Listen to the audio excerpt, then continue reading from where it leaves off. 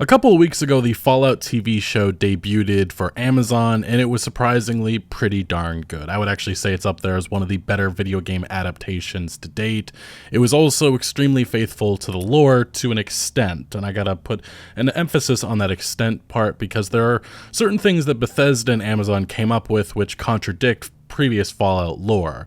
Obviously, there does appear to be some explanations that could be, given in future seasons and such, but a lot of conversation has been online going back and forth within the Fallout community, so much so that we actually had to have Todd Howard. He actually spoke about this and spoke about some of the nervousness in regards to New Vegas and some of the previous Fallout games that were not developed by Bethesda, such as Fallout 1 and Fallout 2 and Tactics. But Todd Howard confirms the Fallout show didn't retcon non-Bethesda Fallout games. Everything that happened in the previous games, including New Vegas, happened. And he went a lot more in depth. I have my own separate video on that. If you missed it, check it out. But we have actually had another developer that worked on Fallout before, this being Chris Avellone.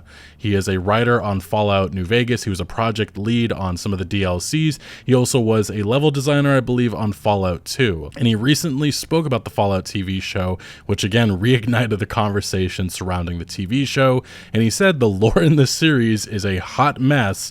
I may need to do a separate review just for that. It's really ramping up into a mushroom cloud.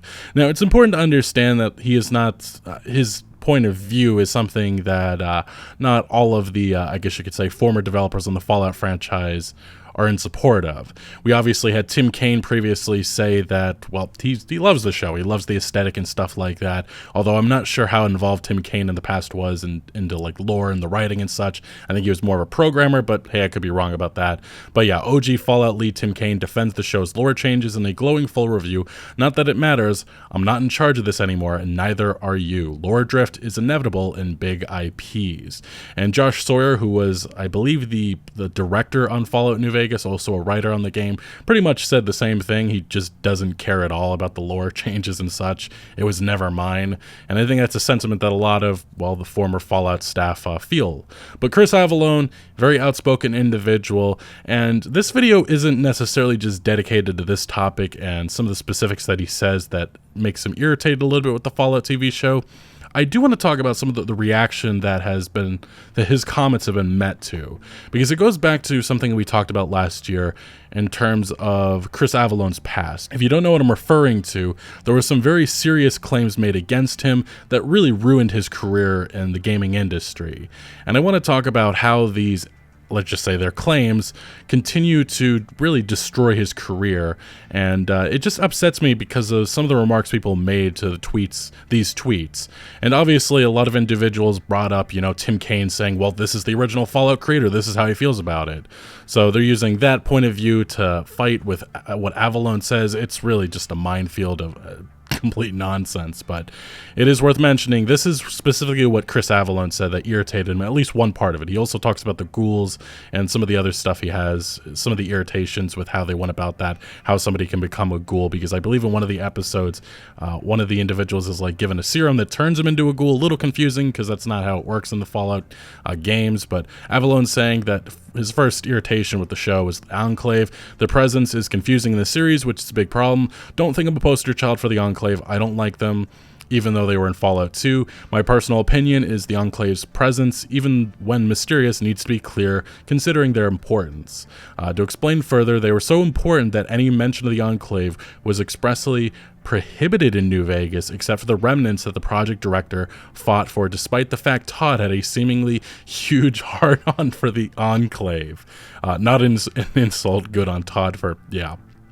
The Enclave also comes across as pretty incompetent. Their turrets can't even stop Wilzig from leaving, which was a plot point I forgave, but it doesn't make the Enclave especially fearsome. In summary, I haven't got to the question yet. In this TV series, the Enclave's presence is pretty muddy and arguably dismissive, which hurts and confuses the plot. I doubt most casual fans of the show would remember the Enclave was even mentioned. And he goes on to add a lot more about this, but I will just say that this is something that could be explored much further in future seasons. At one point, point in the TV show, you see all of these giant companies come together. Vault-Tec is at the head of the table, outlining a plan really for the destruction of the world. And at the top, we actually see a shadowy figure, and I personally believe that is them hinting at the Enclave, and I really do think that they're starting to build up the Enclave threat, and that's going to be something that is probably a main focus in future seasons to come. So Avellone's criticism here is something that could be fixed, and I think a lot of the things related to the show, such as the New Vegas seemingly being abandoned at the end, that can be explained with whatever they have planned for New Vegas. We just have to wait to find out. Although, again, a lot of people definitely not in support of the fact that, Bethesda's exploring that territory and going West Coast finally. But Avellone did say some other things, especially in regards to this, which has been one of the most controversial things. There was a lot of confusion with the timeline and such, because I guess people believe that the nuke or the bomb that happens on Shady Sands happened in 2277, but that arrow is kind of the key thing. It happens afterwards, and Todd Howard confirmed as much. But Avellone, he was confused by it too. He says Shady Sands was destroyed by the TV show, nothing else. Had Shady Sands actually been bombed at the time, they said, which is shortly before New Vegas. He's obviously incorrect with that. He didn't know.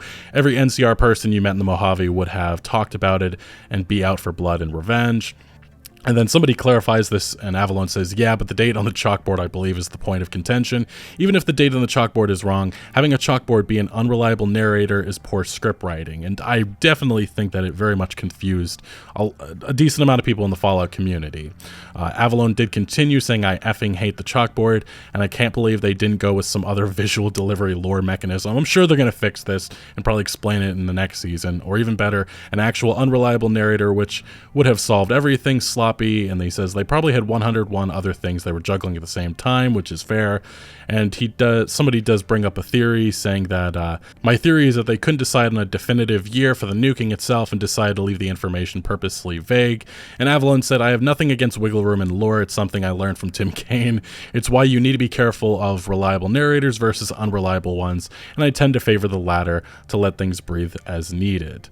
And again, somebody brings up the interview with Todd Howard in which he confirms the timeline. And he says, I guess my point stands.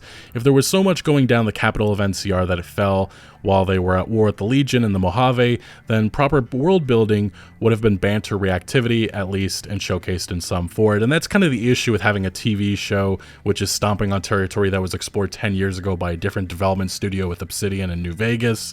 There's no way to, I guess, map this out, because there was never, the thought that this TV show was ever going to happen. Avellone does have another thought. He says, somebody does say that, again, there's an arrow on the board. He says that's a good point, and it leads to a mushroom cloud. While they haven't confirmed despite its visual importance, the chalkboard is literally the worst lore delivery mechanism in the series. So yeah, you can definitely tell he's very irritated by that. Now, we do need to continue, because this part, Avellone's, I guess you could say, disapproval with certain aspects of the Fallout TV show was met to a certain reaction, which is just not surprising, but it's very disappointing coming from the gaming community, and it's why Avellone, who is a talented video game developer, will never have a job in this industry again. So I actually posted this comment on my own Twitter account, bringing up that this is Avellone's point of view, and then I got people bringing up Avellone's unfounded claims. This got community noted, but it has 230 likes, and yeah, I definitely ratioed this individual. But these claims that this individual is bringing up were already debunked. They are false, and this is actually a great article on it. Chris Avellone accusers retract those claims, say he deserves a full return to the industry. And unfortunately, that just does not matter nowadays. And it is worth mentioning, we talked about this last year.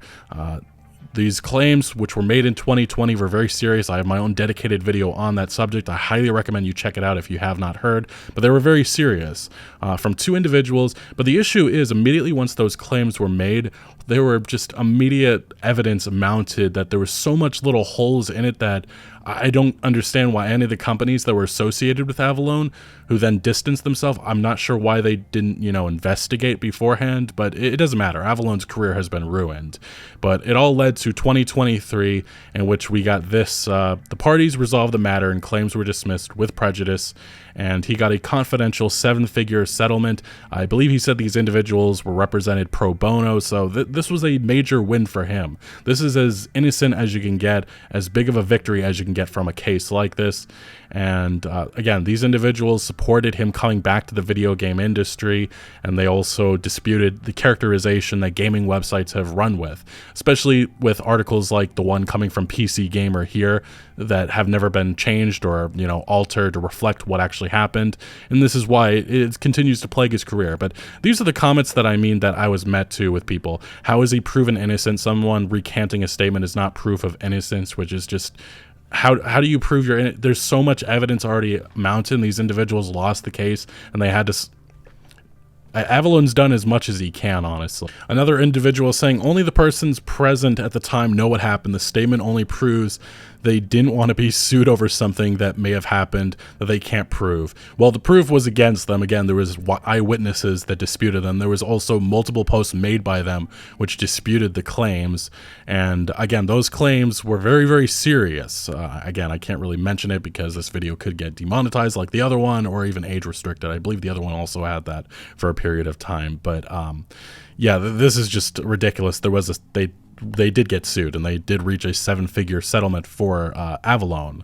Another individual saying he's out of these allegations, has the right to complain about this. Shouldn't he complain? Again, this is just insane things these individuals are saying. Disgraced writer, somebody else says. This is, and then yeah, another person bring up this stupid PC Gamer article. This is the guy acting like an authority in the Fallout franchise's lore after working on one Fallout spinoff. Another individual, he also worked on Fallout 2, but I guess this person doesn't know that. Another person calling him that. Another person, yeah. It's so unfortunate because Avellone, like I said, this is a page that marks all of the stuff he's done in the video game industry. He was extremely active up until these claims were made by these individuals, and since then he's had nothing in the video game industry, no credits or anything. Weird West came out in 2022, but I'm pretty sure his involvement was years before that, because from this interview, they actually mentioned one of the writers saying that, let's see if I can find it, Avellone has been consulting us on and off. By the time the game ships, even the writers themselves won't be very sure who wrote that. And unfortunately, all of the roles, the last 2021, all these other roles, they all dismissed his role within the game, but they obviously still had to credit him, which is just extremely disappointing because Avellone is one of the most talented writers in the industry, at least from the games that I've played that he wrote. I think he does a fantastic job, and it's just so unfortunate that it doesn't appear that he's gotten any more writing roles. And then I do find it hilarious that people like Jason Schreier, who write these articles that ruined his career that are still up, will say, but anyone who knows anything about reporting knows that hearing a few secondhand stories about that type of stuff or wrongdoing isn't nearly anything to substantiate an article. That was his response to, I'm not talking about the Blizzard stuff, but the part that makes this hypocritical is the fact that, yeah, Schreier definitely was a-okay with discussing Avellone and these misconduct stuff that went around, even though, you know, it has been debunked. So very interesting stuff going on. And yeah, Avellone did speak about how this ruined his career back in 2023. He said, I think one of the worst things about this at some point I realized was going to have to prove I was a pariah in the games industry and that any damage was actually done by the allegations. In doing so, I had to make a list of every colleague and friend who had cut me off and or condemned me without even asking my side of the story. Well, making the list was pretty awful, even heartbreaking at times. The only thing gained at the end was I realized I hadn't lost any true friends at all. And we talked about this subject before, but it still just irritates me, the fact that you have morons that will get hundreds of likes on these posts, even though that this has all been debunked. He won a huge settlement. He's as innocent as he can get from this case, but those claims that those individuals made years ago that are now, I mean, they've been debunked as much as they can be. They're still ruining his career. He'll never have another job in this industry, it appears. I certainly hope he does, but I can definitely understand that when these video game companies even think about him appearing or, you know, participating in the development of a game, they get worried that you're going to have one journalist who doesn't believe the settlement claims or whatever, and they're going to mention that in the article. They don't want that negative PR there, which makes this just so unfortunate. But anyway, this was Chris Avallone's point of view. It's, again, it spiraled a little bit from, you know, his views on the Fallout TV show to people bringing up a past which really shouldn't be brought up at this point. Anyway, what do you make of all of this? Let me know your thoughts down in the comment section below. But thank you for watching. Make sure to leave a like if you liked the video, and consider subscribing. Hopefully not for too many videos like this in the future, but I'll see you later.